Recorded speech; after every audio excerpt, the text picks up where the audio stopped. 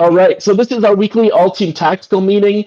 Quesardia, I'm gonna invite you up to stage in a bit to introduce yourself. But first, I'm gonna go through some of our metrics. So we have our lag metrics. We have 580 less transaction volume than last week. We're down at 180.29. That being said, we have one more weekly transacting user and plus 8 users, which is a pretty big week for us. I'm not really sure why.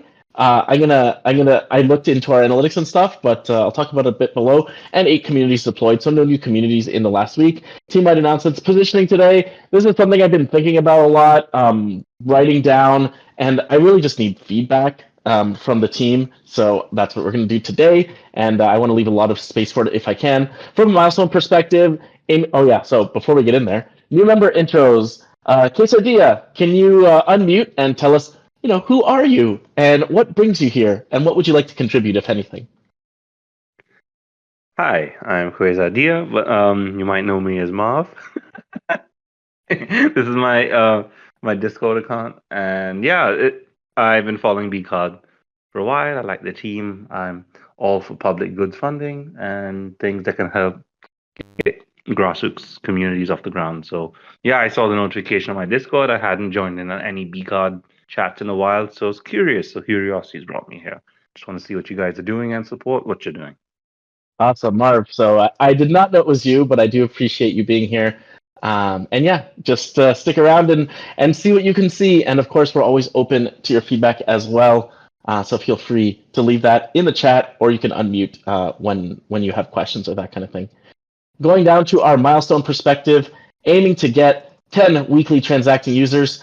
We have 7 and 6. We're having it about 7 and 6 right now. The user interviews that we started with, I did do a draft of a synthesis. I'm going to sync with Zooty Bear, and then we will share that with the team. It's not a lot of surprise. In fact, we've already started to take action on it in the product team. But yes, we will still share to close that up. On the user analytics side, I put some latest numbers up with a new SQL query, but it's different from the old numbers. So I'm going to do a deep dive on what is different and what is the same. Likely some of this is just a difference in the way that we're doing the dates, but some of these, like this all-time cards created at 28 in the new numbers is clearly wrong. So I'm just going to do a little bit more deep dive on there. But in general, the numbers aren't so far off. On the lifecycle email side, Tom got an implementation out. I wasn't sure, Tom, how far this was from actually sending emails to our users. Yeah, so I just pushed up this morning a big button on staging that, when pressed, should blast to all email users. I wanted to run a little more testing this morning on staging, but after that, it should be good to go to production and blast away. Okay, so no one press that button, please, because staging does have a bunch of emails from non-testing, from users who are maybe outside of this group. Is that correct, Tom? No worries. It's currently overridden on staging, so if you do press that button, if you're on the dashboard, it's just going to send Links and I an email, hopefully as a test. So it should be a-okay to press, and we should be safe until we hit production. Sweet, sounds good. All right, and on the other side of the lifecycle emails, top of the funnel, so that's kind of like our monthly bottom of the funnel, to remind users that they have money with us and they should spend it or they should load it. On the other side, when users are joining us, this will be my next priority, really just creating a series of 3 to 5 emails that tell the user a little bit more about BCard, give them links to get help, and hopefully we'll get more people through the top of that funnel. And so that's going to be my next, after we get these monthly emails out, that'll be my next priority. Database upgrades, I think this is pretty much complete. Is that right, Tom? Yep, complete, live, and working well, I think. Thumbs up from all my tests, and everything seems to be smooth and fluid, so good news. And these are the kind of database upgrades that we're going to need to build upon over time. So in general, we have something up, but as we move forward, as we do refactors, as we add new features, we're going to be kind of using this new database going forward. And probably eventually, I think we will deprovision our old databases. Is that right, Tom?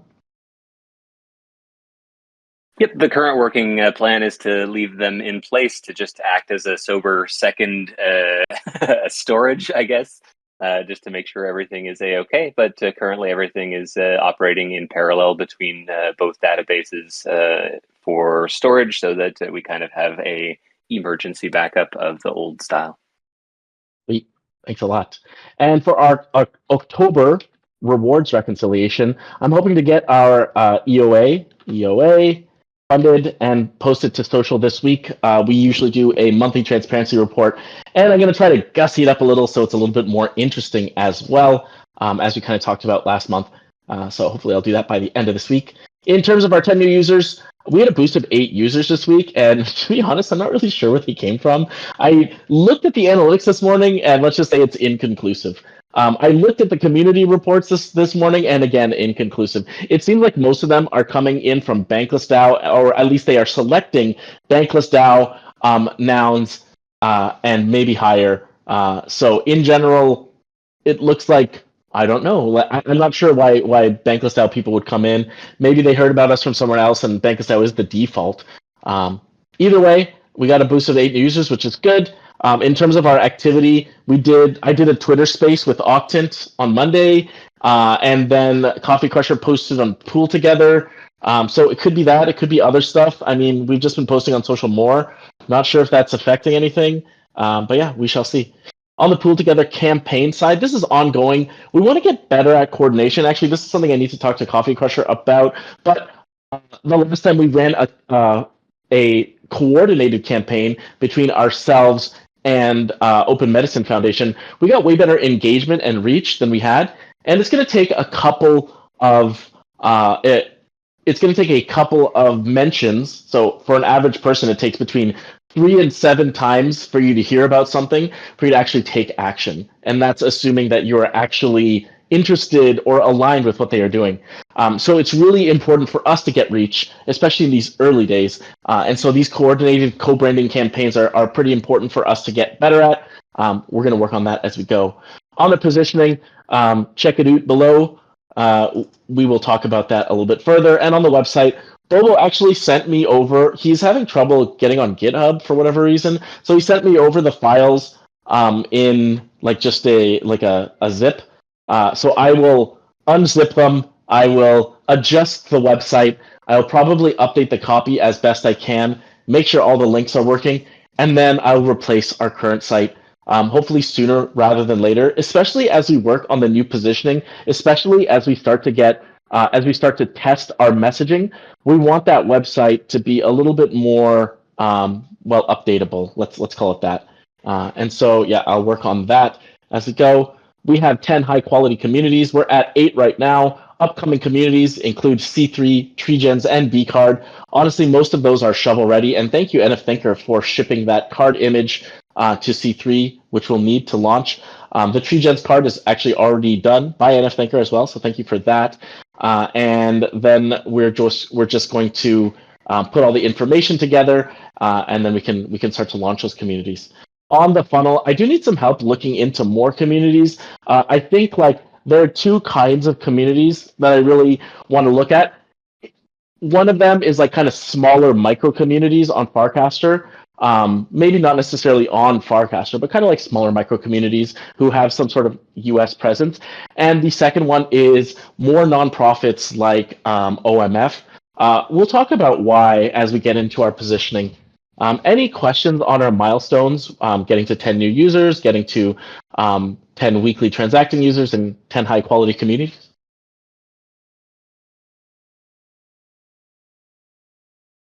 All right, let's pop into our task perspective then. We'll go down into the update website. Actually, this is on me now. Now I have this information, so I'll put it here. Competitive analysis. I did review this, and CryptoDad is going to take a look at this now. I'm going to put it into the This Week section as well. Open Medicine Foundation. So we do have the OMF card design. I think it's just because we didn't actually, I need to put this into accounting. We need to talk a little bit later, NF Thinker, about the kind of compensation you'd like for the OMF card designs. So I will leave that to later, but just as a way to get it into your head. I do have a meeting with OMF next week. I want to spend more time with OMF because they have stated they want to make a DAO, and they haven't even hired someone to help them with that. If we can kind of understand their needs and potentially provide tools for them to accomplish their goals, then what we will have done is created a path for a crypto curious organization to become a crypto native organization. So I think it's worth spending our time on. Tuesday next week is when my meeting is. So I'll just go ahead and stick that here and stick it in here somewhere. And purple. So we did run a little campaign on this, although from a communication perspective, I think we could do a bit more with them. I'll leave it here for now because I want to talk to Coffee Crusher about it. All right, so let's get into our prioritization here. Lifecycle emails. I would say that this is more on Tom's plate now, so I'm gonna assign this to you if that's okay, Tom. For sure. Yep. Oh wait, no, it's the monthly statement emails that are really on you. So I'll assign this to me, and the monthly statement email is assigned to you, and I'll work on these other emails. Again, I'm going to put these at the top of the pipe, at the top of the priority list, because I think they're pretty important. Next up, this DO cloud database deployment. This is done, if I'm not mistaken, right? So stick it into the done for now. Make sense? Should I mark it as complete? Yep. Yeah, you can mark that one as done. All right, awesome. Woohoo! Okay, next up, I'm trying to think about what the next most important thing is. This October patron email I didn't get done, so I should probably do it. But now that I didn't get it done, it almost makes me want to do an November patron email, and I'll change it to mid-November. So I still got to work on it this week if I can, but I've given myself a little bit more time. Okay. On the... I'm trying to think about what the most important stuff is here. All right, lifecycle email is definitely the most important. I think the website is kind of up there as well. The competitive analysis is I would say, more important than this patron email. This Open Medicine Foundation is more important than this patron email. This BCard one pager, this positioning, it's going to go into our website, so I got to put it above it. User interviews, I would like to clean this up as much as we can, so I'm going to go ahead and put this above these as well. Hero, how is the How We Can Work Together article coming? The How We Can Work Together article is not coming, but it will be fully completed by this time next week. Nice, thanks for that update. And Archisty, how go the contributor rewards and payroll? So I haven't done much. I do know that it's week 45 now, and the Asana is up to week 42 on the roles and salaries. Was kind of trying to figure out how to reconcile. If you get it up to, if you like do a disbursement up to week 42, that would be just fine. We can figure out the roles and salaries a little bit after that if you like. I discussed it with you briefly, but I want to discuss it with the other people who are doing work. But yeah, if we do a disbursement up to week 42, that will still be like many, many months of distribution. Okay. All right. Any other updates?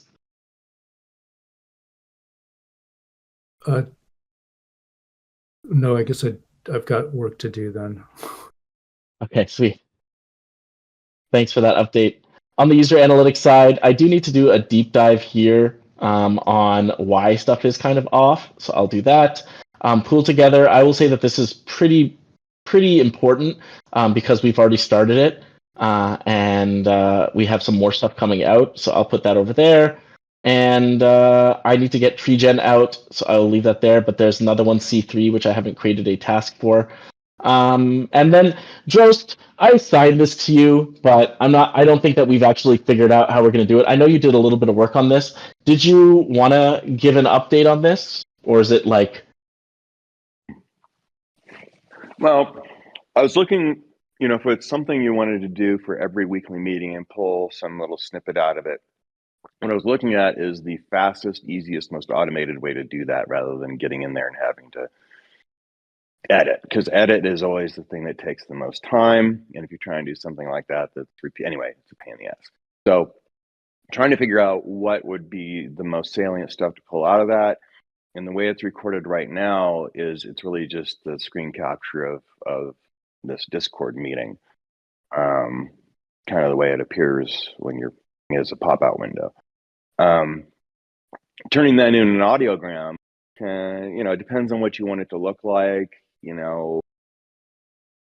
It's and what message you're trying to get across. So I don't want to put a lot of time into trying to manipulate that until I know better what we're really trying to produce out of it, or unless you want me to create some sample things to give you an idea of the kind of thing that can be done. But I'm really trying to focus on something, doing it fast, quick and dirty, but not looking sloppy. You know what I mean? Yeah, so quick and dirty and not sloppy, I think exactly is the right wavelength. Remember those audiograms you made for when I was on Making Bank with you, and it was just the words on the screen that just like the words were there, and then like as I said the words, like the words just kind of filled in. Right. Yeah, so that's very easy. Yeah, that's what I had in my mind. Really, that's it, right? Like it's just like this kind of very small snippet that like is less than 10 seconds. Hopefully it's like 5 to 10 seconds. And it's just something like, it's a provocative statement that we sometimes say here. Could be me, could be someone else who's saying something, right? Just something that kind of like shows who we are as an organization, shows what we value, and shows what we talk about at these meetings. Right. Okay. And just to give everyone else in the group and you two links, just a real quick of how that worked is Descript, which is a few of you are familiar with. I know NF Thinkers used it before. It lets you actually, when you create a new project, put in a YouTube link. And so, since Winverse basically keeps his stuff temporarily on his Mac and then uploads it to YouTube and then he's done with it, there's really no source files remaining after that unless he chooses to keep them. So anyway, we can connect directly to a YouTube link, and Descript will transcribe that, or take that audio and do the text transcription, and it also has the video of whatever has been displayed, that's in the YouTube video. And then we can break that apart and replace different graphics with it. But the automation of getting the transcript done is very fast. It's a matter of minutes. It's fairly accurate. And then what Descript has added recently, like so many products have, is some AI. And they call theirs Underlord. And you can have it go through then that transcription and say, okay, go through and pull out 15 points related to the following topic. And what I did with this last meeting was Links had said, think about these two things going forward, and I'd like to have our discussion be about this. And it was, I forget what those two were actually. But anyway, I fed that in as the prompt to Underlord, and it then gave me back about 15 snippets from the meeting. Now, what I have not done is gone back and see if those are actually relevant and if it's on topic with what we're trying to get across. And that's the key thing with getting AI summaries of stuff. It's like this Notebook LM that Google put out where it can actually generate a conversational podcast. It's crazy. But what it doesn't do is pull out what's actually relevant and most important from the conversation. And so that still requires a human to go in there and say, okay, what are we really trying to get across here? And is it pulling out the relevant stuff? But it can definitely shorten that cycle. And so that's what I've been a little bit, but I just have not dug into it a lot to see, if it's pulling out what I need and if that's going to be sufficient for creating the audiograms you want. So long story short, or short story long. Well, I feel like you're on the right track there, Dros, because I think like reducing your kind of weekly effort is really good, right? Because then it allows us to do this kind of thing week over week with like let's say an hour of your time or less. That would be great, right? And so Exactly.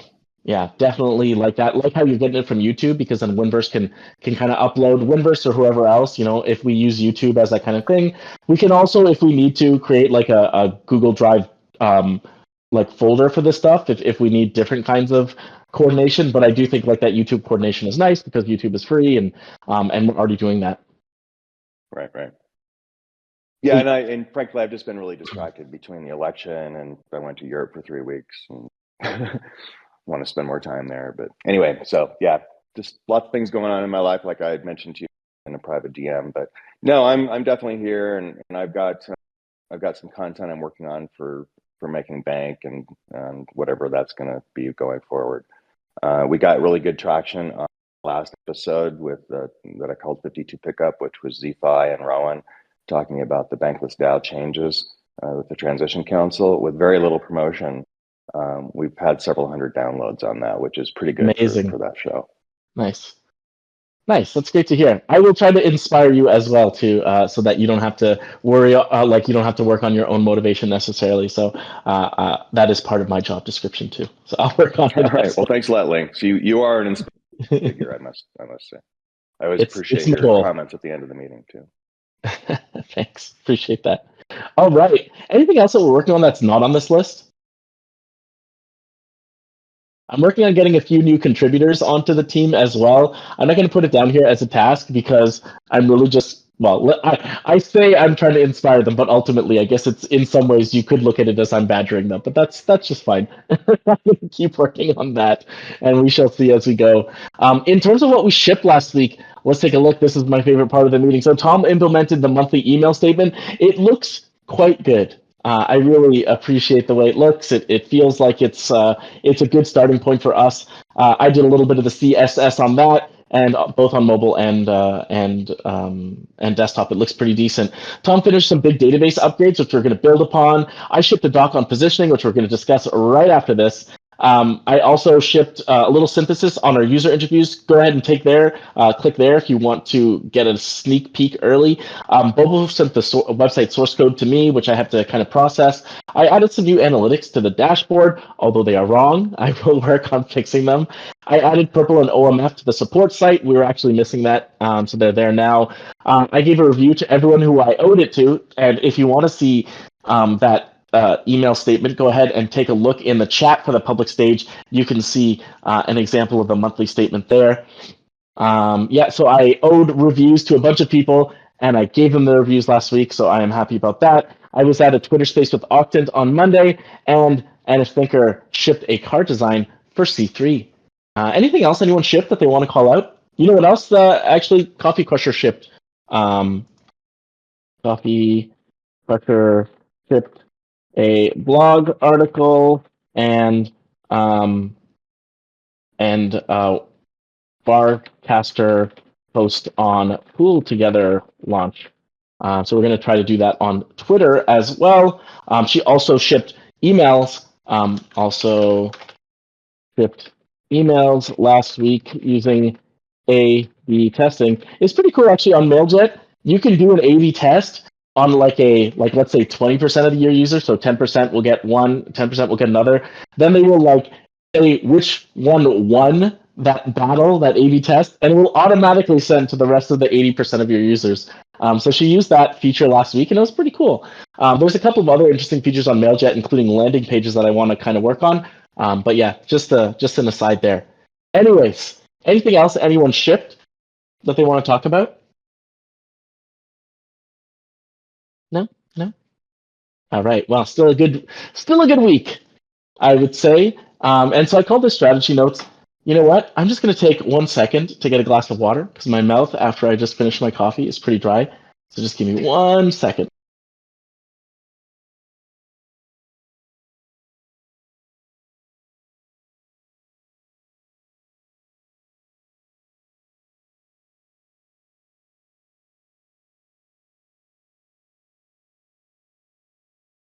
All right, I'm back. Sorry about that.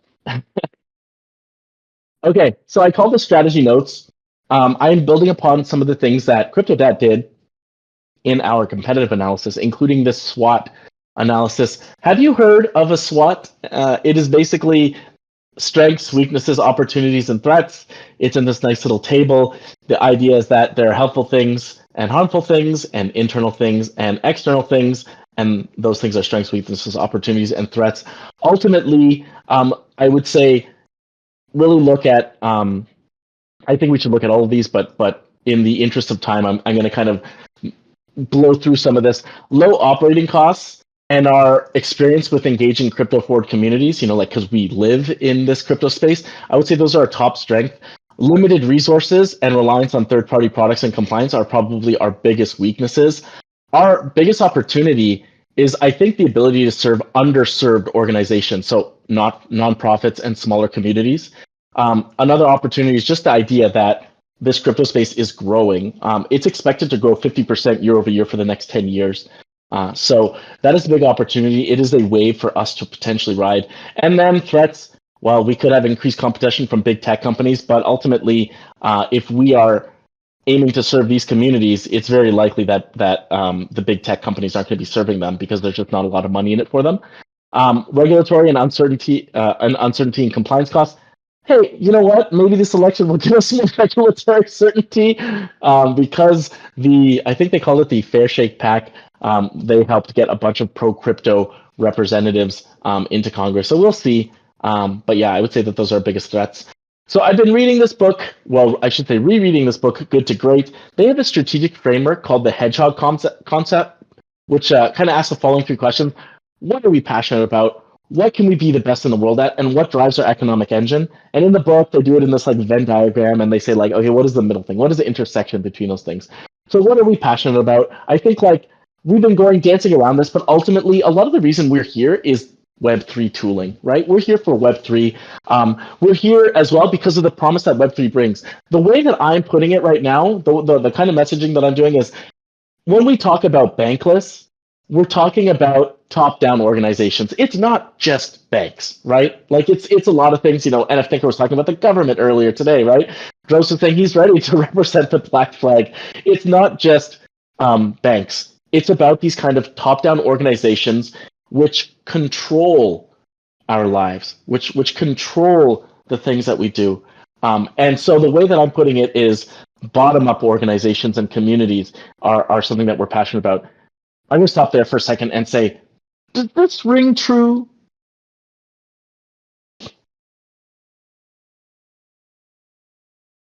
Yeah, I think communities are definitely our focus. Are we passionate about them, though? I was trying to capture bankless without using bankless, right? And I wanted to be for something rather than against something. Yeah, I suppose that's a personal question for each individual, but I think communities are the way to continue to improve things in a fun and interesting way. And I always think trying to build cool things is more fun with your friends. Agreed. As you said, it's an individual thing. So I'd love if other people had an opinion too, even if it's a critical opinion, especially if it's a critical opinion. They always talk about too big to fail. How about too small to succeed?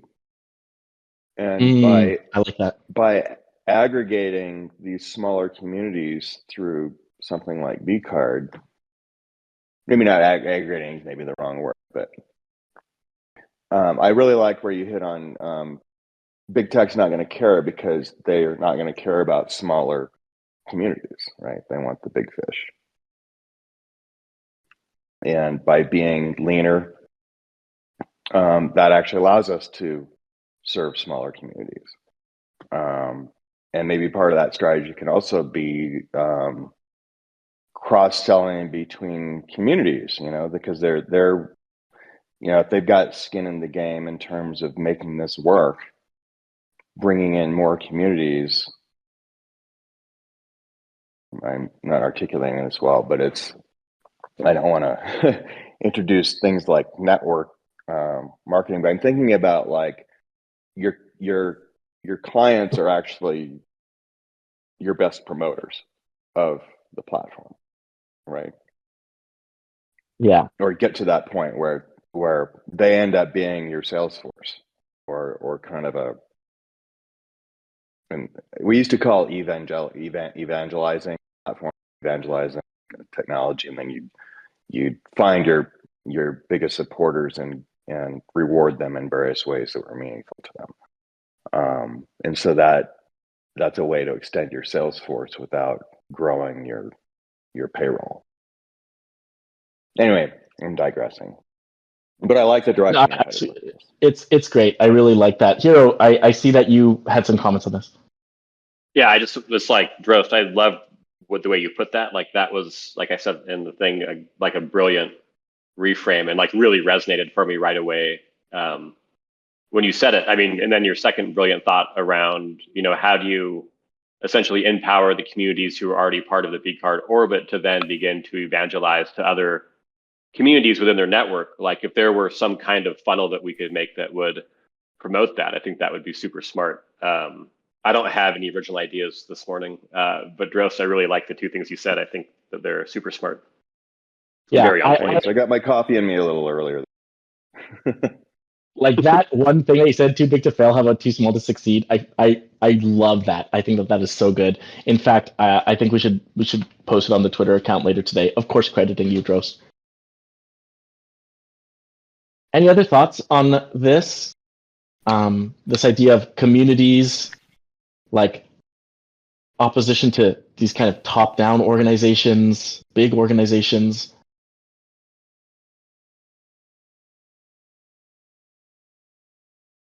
Oh, I see Hero popped out and came back. Is it because you had something to say, Hero, and you weren't able to?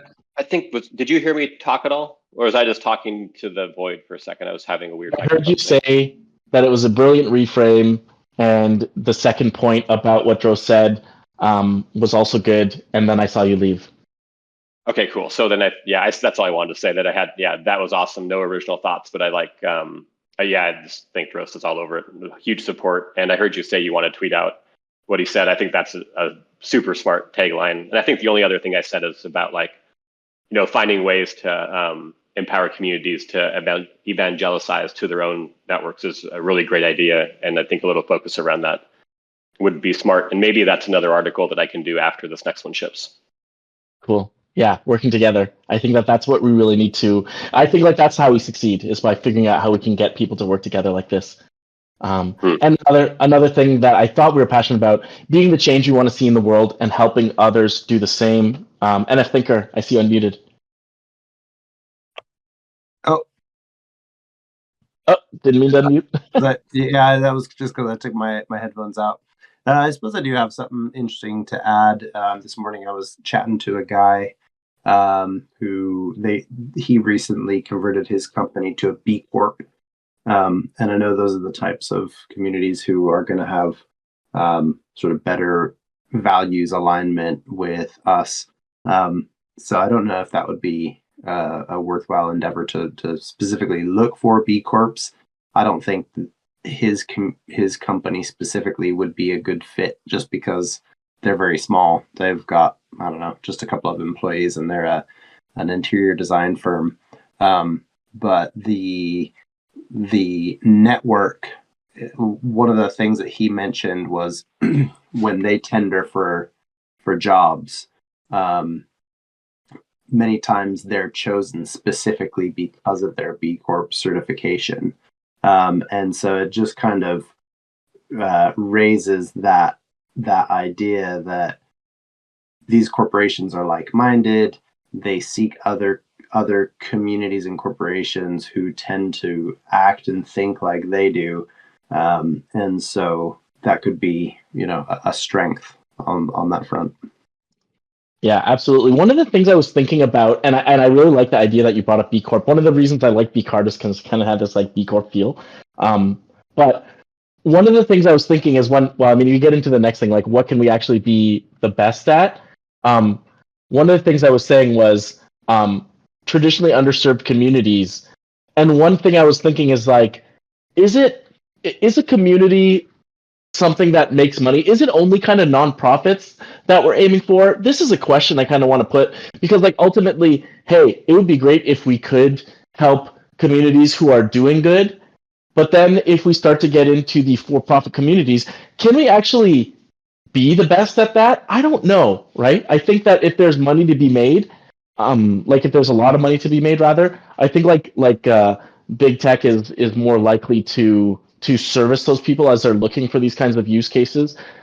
So, anyways, that's a question I'll put to the audience. Like, do you think that we should be focusing on communities and organizations that aren't necessarily there for the profits?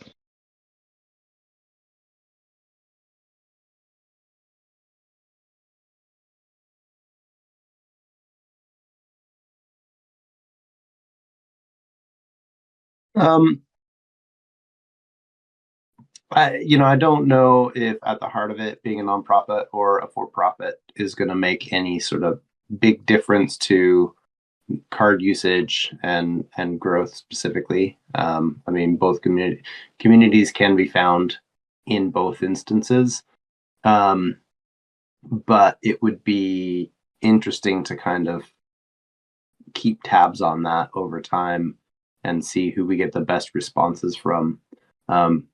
Nonprofit, I don't have any doubt that nonprofit are going to be more passionate about the mission for that nonprofit, whereas a for-profit community is going to be more driven by image, returns, brand, narrative, maybe competition, etc. Whereas nonprofit is going to be more sort of driven by values, messaging, etc. So again, whether that has any impact on card usage or community growth, I don't know, but definitely worth keeping an eye on. Here's a question: do you have an example of a for-profit community? I have a couple in my mind, but I'm just wondering what you were thinking of as like a for-profit community. Is it like this B Corp, which I don't necessarily know is a community, or is it more things in the Web3 space? Let's just use like a sports team, for example. A sports team is a for-profit company, right? Dallas Mavericks, etc. They're a for-profit company who has a community of people. Or let's use like a clothing brand, Nike. Nike's a for-profit company. They no doubt have some form of nonprofit attached there, but their community is more interested in the brand and the image and the product, and an accompaniment to that drive is, what can my brand do for me and my values? So maybe it would be worth saying, okay, how can a brand strengthen its community's values? How can a for-profit brand speak to the values of its community members and allow the community members to guide the values of the brand itself? Another way that I wanted to put it is there, do we look at communities that are more for purpose rather than profit? And the reason for that is because, well, actually, it gets down a little bit further as we kind of synthesize this stuff. There's a reason why we might want to use purpose over profit. But for those examples, sports team, Nike, would you say that those communities are purpose first, purpose driven? No, I'd say they're more sort of product driven. Okay, that's interesting. Let's go down. Any other thoughts on what we can be the best at? Okay, you know what? Let's just read this out.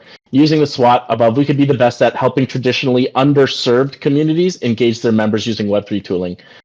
For instance, helping nonprofit communities engage members. And then I asked my question, how do we get a revenue generation? So this idea of underserved communities, because we are a community, because like that idea that we are a community and a nonprofit, that is a strength and a weakness. It likely means that we can understand a little bit more what these kind of communities are dealing with. But yeah, any other thoughts on what we can be the best at?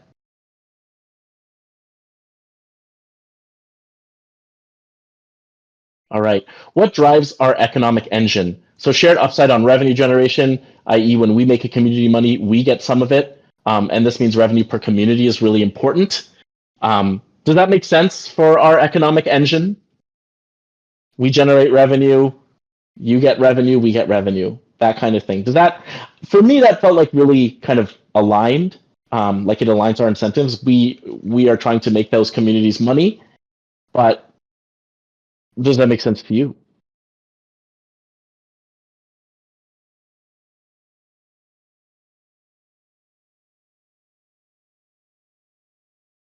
No thoughts on this? Yeah, I agree with that. I think there is an important part of our economic engine which we haven't really been able to flesh out, and that's simply because our team is mostly voluntary at the moment. But it would be worth looking at the cycle of the economic engine, including how funds are spent internally, because sharing profits is fine, and that speaks to the community's desire to fund themselves. But beyond that, we're also driven as a DAO to do better things, and how we spend our profits will speak to why people might want to align themselves with us. And this comes back full circle to the, like, why are we different to crypto.com? We're not just a we're not just a Ponzi scheme. We are trying to build something that makes a difference in the long term. So how do we compensate people? How are those funds spent? What do we want to spend money on? How are we enabling our community members to propose how we spend funding, etc.? Yeah, absolutely agree. I think like this specific is, I guess, like in this hedgehog concept, it's really around like how can we generate revenue. But I do think what you're saying is really important. What makes us different, because that's what we really need to not just identify but share in the long term with people. That's the only way we're going to get people to care at all. And actually touched on something else, but I kind of forget what it was now. Darn it. Ah, well, if it's important, it'll come back. Anyways, we're getting close to the end here, so I'm going to try to go a little bit further. Putting these three together, the intersection is we help purpose-driven communities use Web3 to generate revenue and engagement. And then I take that into the product positioning. And I asked these questions last week. What is our right to exist? What do we want our users to feel? And so if we could be the best at helping purpose-driven communities use Web3 tooling to generate revenue and engagement, here's my case for that. TradFi doesn't provide much to these communities because they aren't money makers. You know, our low overhead and access to Web3 tools means that we could create mutually beneficial financial streams to these communities. These communities are also filled with people who care about purpose over profit, and this is just like us. We can relate to them in a way that traditional providers can't, right? And so, like something like Coinbase, it's harder for them to relate to these communities than someone like us. And then finally, we're also Web3 native and DAO native. And we know what works and what doesn't in communities. We can hold our partners' hands and build what works for them. I think we made just about every mistake we could at Bankless DAO, right? And not just there, in other DAOs as well. I don't know how many DAOs you guys are a part of, but I've definitely made a ton of mistakes in the space. Those mistakes are also our strength in a way. We've gone and we've seen what can happen, what does happen, right? And so ultimately, I think all of us have a little bit of better of understanding of how that works. So ultimately, that's kind of when I talk about what is our right to exist, this feels right to me, but I wanted to really understand, how does this feel to you?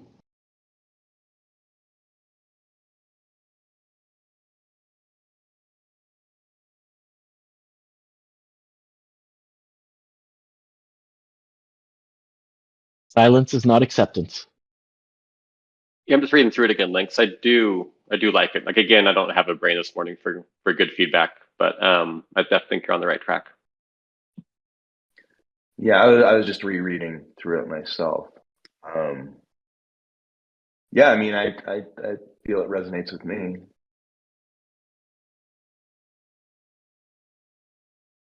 I think one place that like being for something or against something. So I wonder about the framing against TradFi, right? and whether that makes sense about a right to exist, and if that could be reframed to just make it a more positive statement. But like that's again like not that important right here. I think like what you're saying is important because reason versus right. Yeah. Reason. So I mean, we could say reason to. Sorry, can you guys hear me? You can say reason to exist. Like you're saying reason to exist. Yeah. So right to exist is a very let's say investor-y term. What is our right to exist? What is our right to win? So I think like can I just go back to Hero's point about this idea of against TradFi? I totally agree with you. The last pitch that I did, the thing that I said at the beginning was banks suck. And like ultimately, that doesn't really do much for our messaging. And so like we're going to take this positioning as long as we understand internally what this means. We're going to take this positioning and we're going to iterate on a bunch of messaging, right? I don't think that messaging should be banks suck. Even though I said it before, I just don't think it works for us. In terms of TradFi doesn't provide much of the communities, I think that like that's something that internally we have to potentially agree on. Maybe there aren't all the tools needed for certain communities. If we don't believe that, we should kind of like. I mean, do you believe that? Do you believe that not every community is served with the tools that are out there right now? I think it's about the size and scale of the community, right? So like large organizations are served probably quite fine by TradFi, right? But like most community-based organizations aren't. Like you say, they're overlooked because there's not a large profit margin. They're not taking out large loans, right, and paying interest and things like that. And so like what kind of tooling, could be made? Like what kind of tooling do these communities need to be able to kind of like bootstrap and I don't think, and I also don't think like, many community-based organizations' goals are to grow a lot, right? They're to serve the best they can. And so like what kind of messaging, external messaging around that, and then internally, like how does that shape how you serve them, right? If their goal is not to like become these big beasts, but instead just do their job, no matter how small, really, really well, like how can we help them do that? Yeah, I really like that. That's exactly how I feel about that too. There is an underlooked group here that we could potentially help.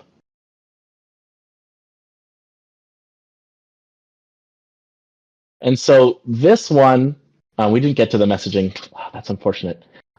This one, how do we want users to feel? Not sure about this. This one is really tough. We talked about a lot of different things. Ultimately, I'm wondering if inspired is this.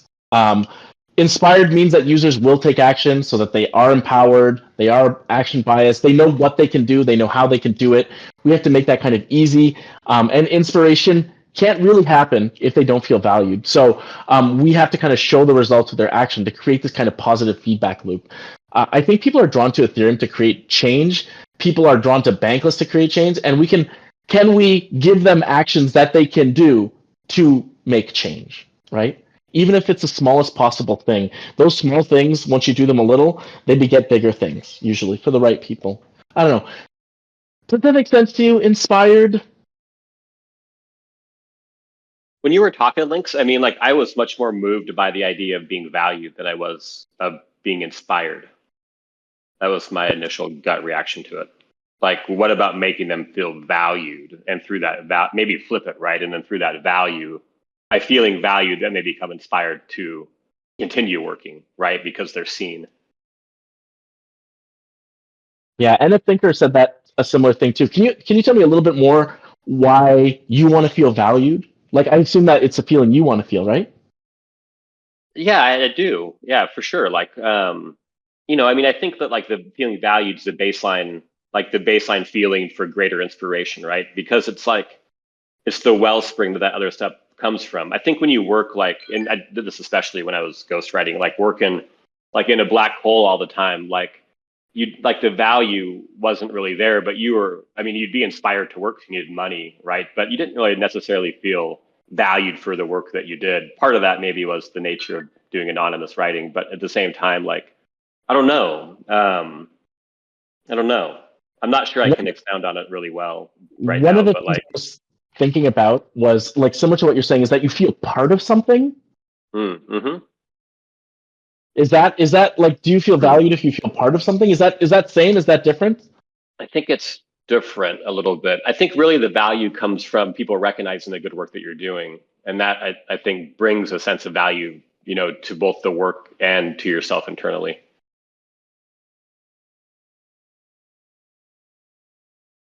I definitely agree with the feeling part of something as being like a high value proposition for me personally.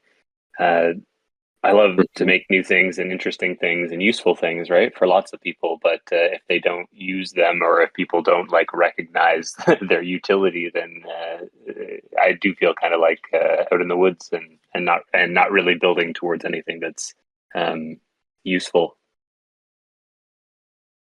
Yeah, I did definitely echo that too, Tom, for sure. I think that's why the DAO stuff in the early days was so intoxicating, right? Because the value feel was high everywhere.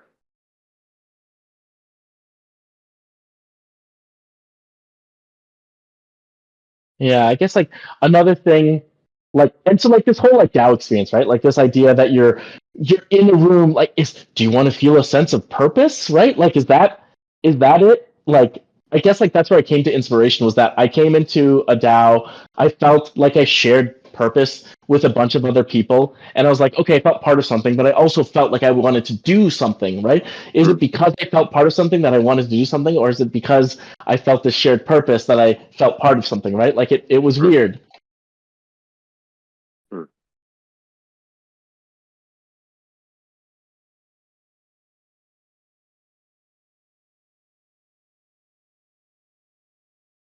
Any other thoughts on this? And I think I know that you had some thoughts on this.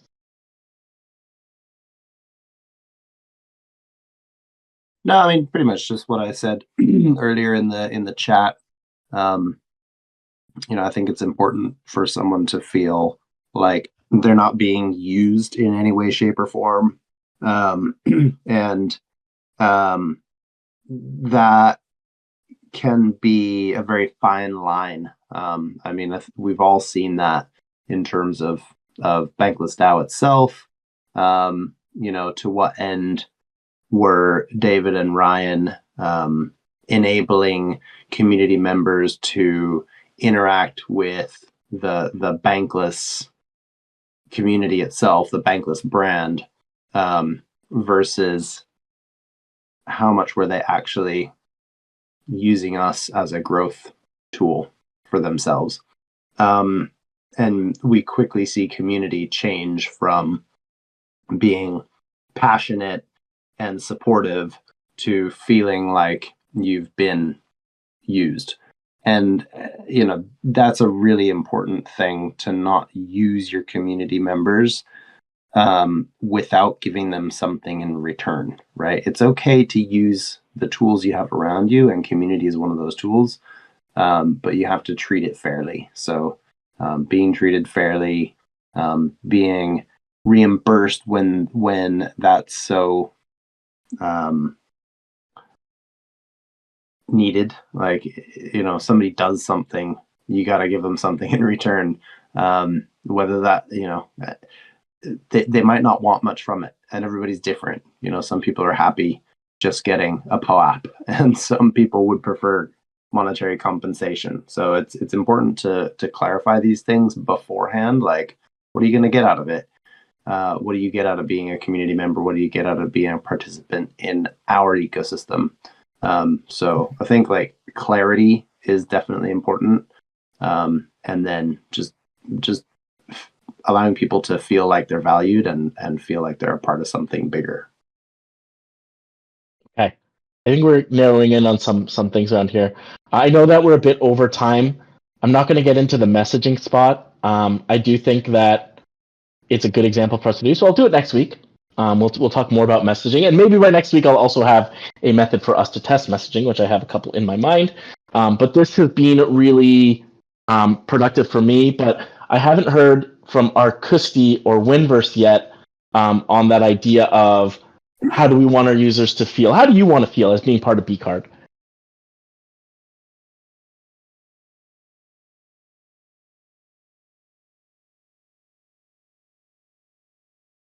Yeah, GM. Can everyone hear me? Yes. Good, good. I would say I want to feel empowered, like I am able to use my card and do things. Basically just have that feeling of community as well, very important. I know we have talked about I think you or Hero talked about the vibe in the community when you first joined, and that was like something very strong with me as well. Like we usually had these calls in the Writers Guild, myself, Hero, like two others, JM Pop and Hash Brown. We usually had this vibe, this communication like we do every week, and it was like it stuck with me. Like that's feeling of community. That's just my major points that I want to bring out here. So yeah.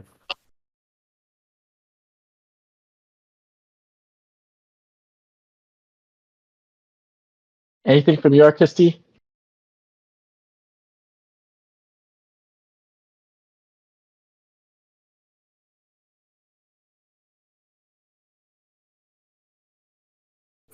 Being on a journey together. All right. Okay, I'm gonna take this stuff. Oh, sorry, and I think I saw that you unmuted there. Oh no, maybe I just forgot to mute. Okay, fair enough. Anyways, I'm over time. Sorry, but I really think it's super important to get this feedback from you guys as we're working on this. A lot of this stuff is going to be foundational for our messaging. It's going to go into our website. It's going to go into the way that we communicate. It's going to go into our product as well. You know, like the onboarding, if we decide that we want the users to feel a certain way, we need to make sure that our onboarding actually makes them feel this way. So I really appreciate the feedback that you guys are putting in. It's extremely useful, right? And I'm going to take this stuff, I'm going to synthesize it, I'm going to edit that positioning a little bit more, and I'm going to share it on the BCard so that people who aren't at this meeting can also like put their kind of words in. Next week, we will go through some of the implications of messaging. And again, we don't want to have analysis paralysis, so I'll probably just stick with something like this community feeling, this feeling of value, this other things. Anyways, we're over. So I just want to say thank you. Thank you so much for everything. I mean, it's not just the feedback, although the feedback is invaluable. It's not just showing up, although you showing up gives me energy. It's not just the work that you do, although the work that you do is pushing us forward. It's everything, right? And I really want to continue to push this community forward. And it's only together that we're going to make it happen. So thank you for being together with me. Thank you for being part of this community. I appreciate you all. Thanks, everybody. Thank you. Cheers, everyone.